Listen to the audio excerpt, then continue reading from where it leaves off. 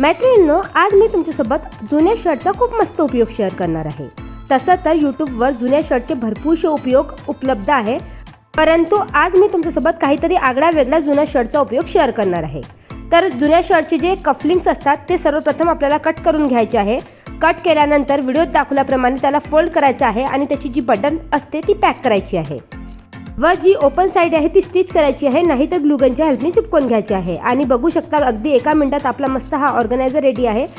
याचा उपयोग तुम्ही बाहेर कुठेही जाताना घराची चाबी स्टोअर करण्यासाठी करू शकता। बरेचदा पर्समध्ये डायरेक्ट चाबी टाकली की ती वेळेवर मिळत नाही। त्याचबरोबर तुम्ही बघितलं असेल इयरफोन्स देखील डायरेक्टली पर्समध्ये टाकले तर ते एकमेकात गुंततात, तर अशा वेळेस इयरफोन्स देखील ऑर्गनाइज करण्यासाठी तुम्ही या पर्सचा उपयोग करू शकता। बट या पर्सचा उपयोग मी कॉइन स्टोअर करण्यासाठी करणार आहे, कारण छोटी पर्स आहे त्यासाठी मला एक ऑर्गनायझर हवा होता।